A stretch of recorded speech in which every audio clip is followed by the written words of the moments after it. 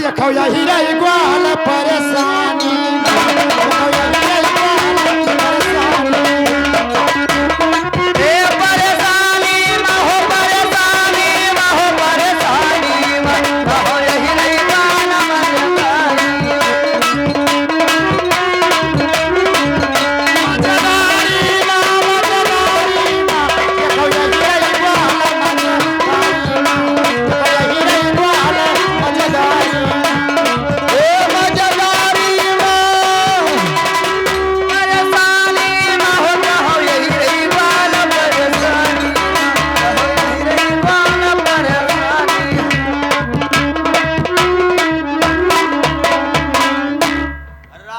चली जमुना के ओर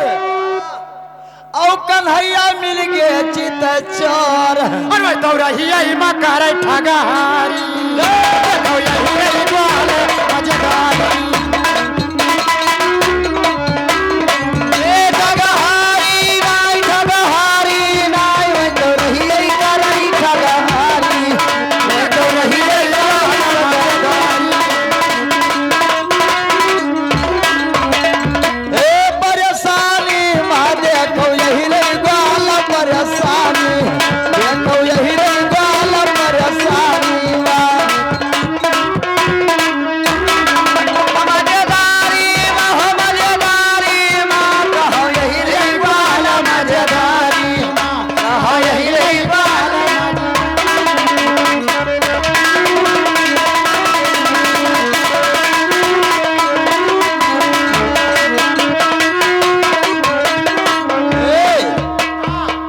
कहते कन्हैया लाल ने गाई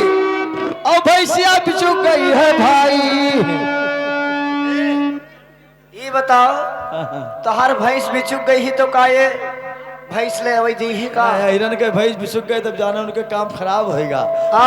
वही एक जान लो लगन गाय रहा थी बाबू एक लगन भैंस वही से उनके रोजी रोटी चला था। हाँ कैसे कन्हैया लाल ने गाई अरे भैंस बिचुक गई है भाई अरे उनके दुधवा नहीं बिकाली माँ देखो यही रही यही रही बाल मजेदारी यही रही बाल मजेदारी मजेदारी यही रही ग्वाल मजेदारी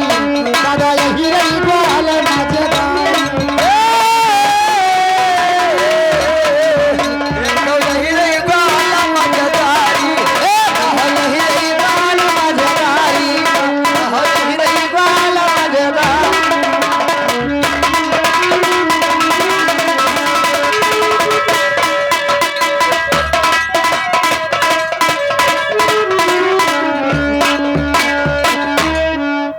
कन्हैया बेचने का जाई अच्छा और आगे मिल गया कुमार कन्हाई दौड़हिया इमा करे ठगारी दादा यही रही ग्वाल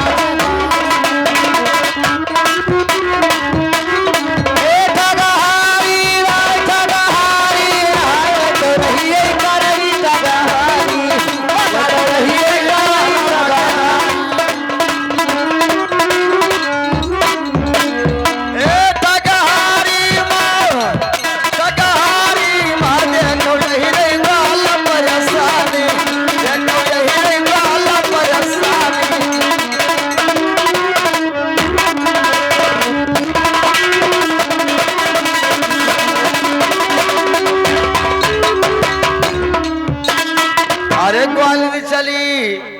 मथुरा के ओर और कन्हैया मिल गए चित चोर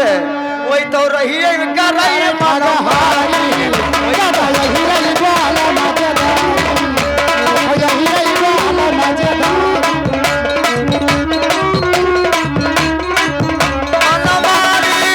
मनमानी माँ देखो रही करत मनमानी देखो रही करत मनमानी हे मनमानी